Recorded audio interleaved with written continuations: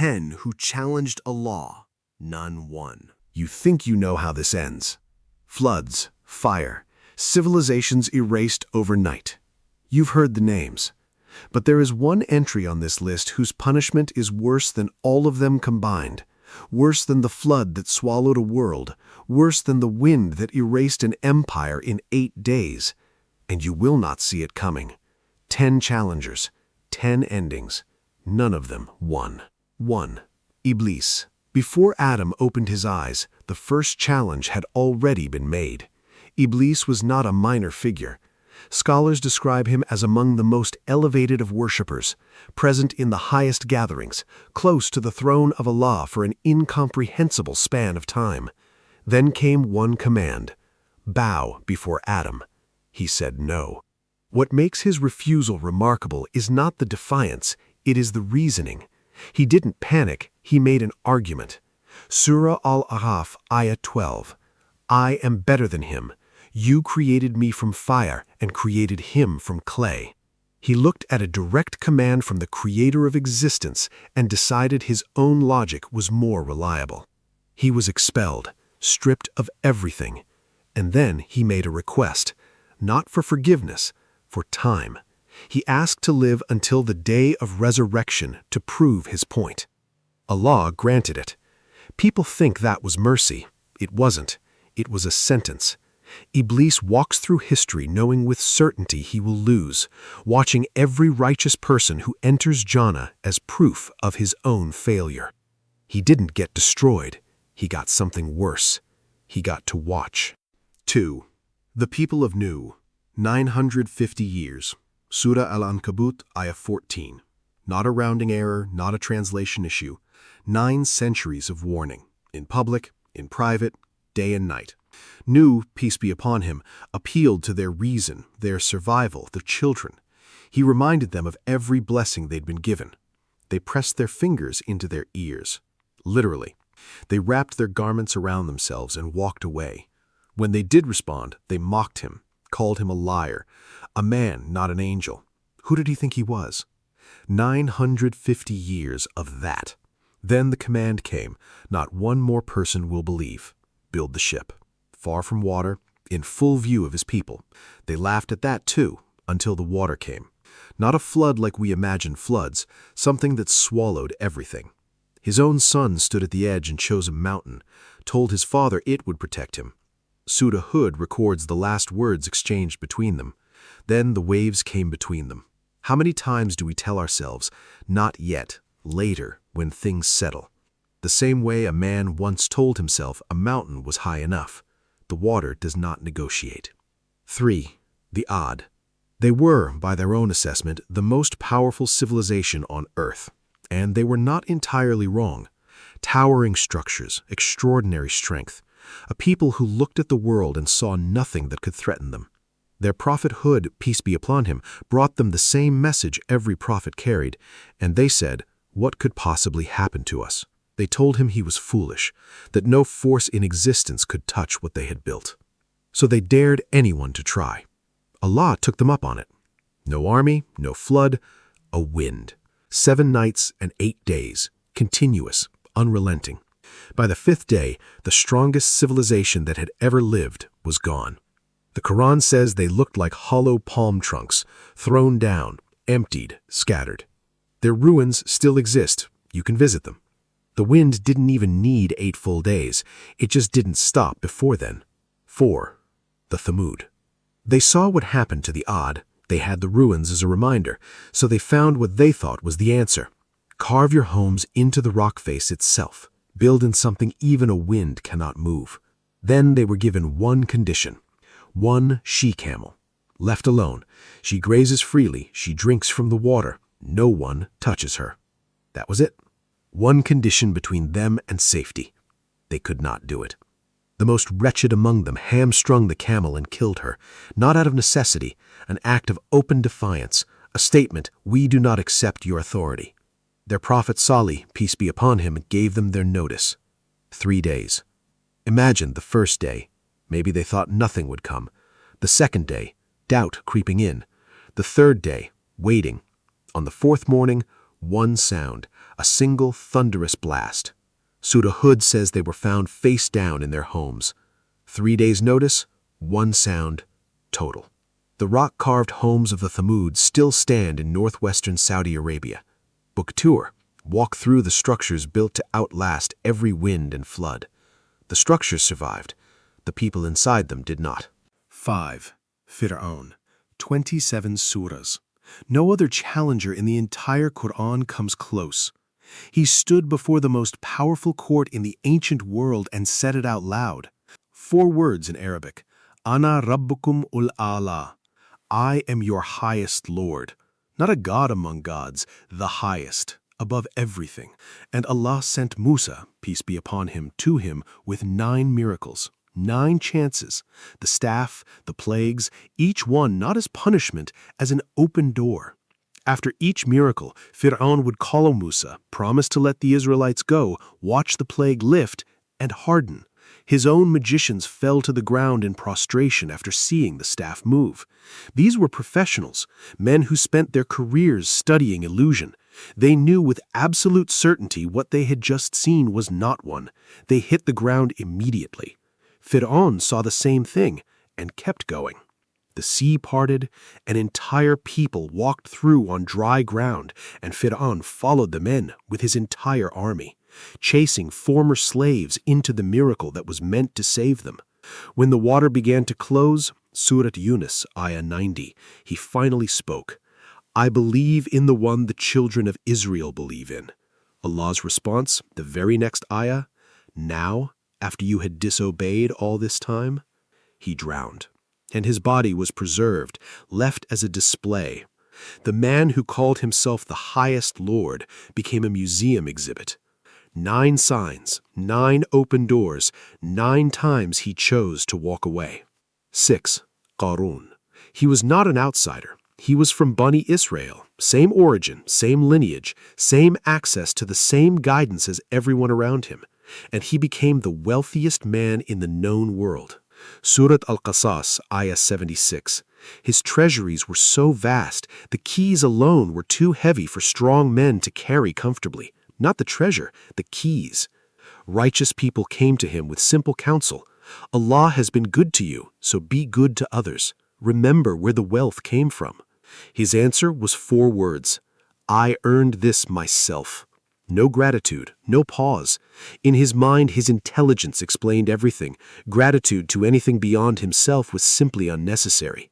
The earth opened beneath him. No countdown, no warning. The ground swallowed him, his palace, every treasury, every key, as if it had never existed. The people who had envied his golden processions watched it happen and said, it is as if he was never there. The most dangerous arrogance in the Quran isn't Pharaoh's, it's Qarun's, because it is the most common one alive today. The self-made narrative, the belief that talent explains everything, that gratitude is optional. He is not an ancient cautionary tale. He is a mirror. 7. Pharaoh's magicians. This entry is different because they did not lose. Pharaoh assembled the best magicians in Egypt specifically to expose Musa, peace be upon him, as a fraud. These were the people least likely to be fooled, professionals who had spent their lives mastering illusion. They negotiated their reward before the performance, that is how certain they were. They threw their staves and ropes, a convincing display. Then Musa threw his staff. Before the crowd processed it, before Pharaoh reacted, the magicians hit the ground. We believe in the Lord of Harun and Musa. No deliberation, no discussion. They recognized what they had seen because they were the most qualified people in Egypt to recognize what they had seen. Pharaoh had assembled the perfect witnesses for his own defeat. Pharaoh threatened them with crucifixion. They looked at the man who called himself God and said, do what you want. They had arrived as hired professionals. They left as people willing to die for what they had witnessed in a single moment. One morning, one encounter, they gave everything. How many mornings have you had? 8. Abraha, 570 CE, an Abyssinian ruler with a political calculation. The Kaaba commands Arabia's loyalty. Destroy it. Redirect that loyalty to yourself. He built a cathedral to replace it. When that failed, he assembled an army with war elephants. In 6th century Arabia, war elephants didn't just win battles, they ended conversations. The Quraysh evacuated Mecca. There was nothing else to do. Abd al-Muttalib came only to negotiate for his camels. Abraha, confused, asked why he wasn't fighting for his house. Abd al-Muttalib said, "I am the owner of the camels. The house has its own owner." He left. Surah al-Fil, 5 ayat, an entire army. The lead elephant refused to move toward the Kaaba. Handlers beat it, drove it. It would kneel, turn, move in every direction except toward Mecca. Then birds came in flocks, carrying stones of hardened clay. Surah al-Fil calls what remained like eaten straw. Abraha retreated and died. Accounts describe his body deteriorating piece by piece on the journey home, as though the judgment followed him personally. The Kaaba stood with no army, no walls, no military strategy. Because Allah did not need anything proportionate to the threat, He sent birds. Because the size of Abraha's army was simply irrelevant. That year has a name, the year of the elephant. It is the year the Prophet Muhammad, peace and blessings be upon him, was born. 9. Abu Lahab, the Prophet's own uncle, living next door, not nearby, next door. Every morning, a wall between himself and the man Allah chose to carry the final message to humanity. He used that proximity to cause maximum damage. At the first public address of Islam, Abu Lahab's voice was the loudest in rejection. He followed the Prophet to pilgrimage gatherings and told people not to listen before they could hear a word. His wife scattered thorns on paths the Prophet walked at night. Then Allah revealed Surah al-Masad, 5 ayat, 2 people, condemned by name in the eternal word of Allah. Here is what makes it chilling. The surah was revealed while Abu Lahab was still alive. He knew it existed. He knew it was about him. And he still did not stop. Ibn Kathir notes this itself is a proof of the Quran's divine origin. If Abu Lahab had simply performed acceptance, even falsely, even politically, the surah would have been wrong. But Allah already knew what he would choose. He died shortly after Badr. His own family kept distance from the body. He lay unburied for days. The man who woke up next door to mercy every morning and chose thorns. 5 verses. That is all the Quran gave him, because that is all he deserved. 10. The Munafiqeen. Every other challenger had a clear face.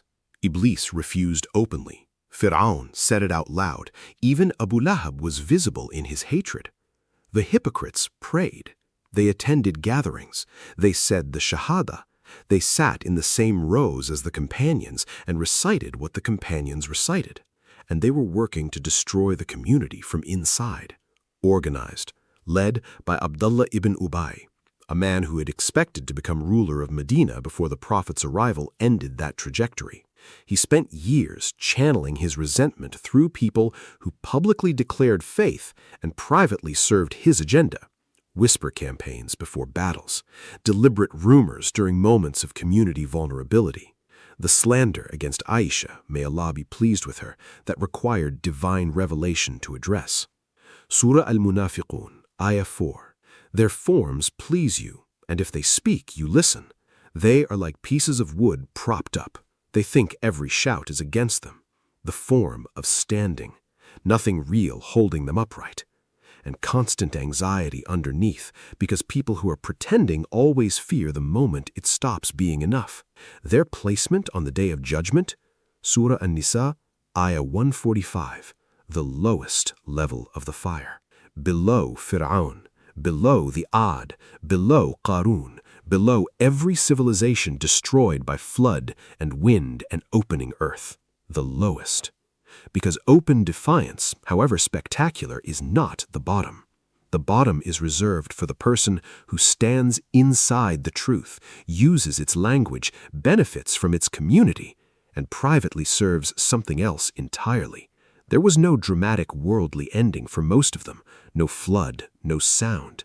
They lived in Medina. They attended gatherings. They died performing the outward markers of faith.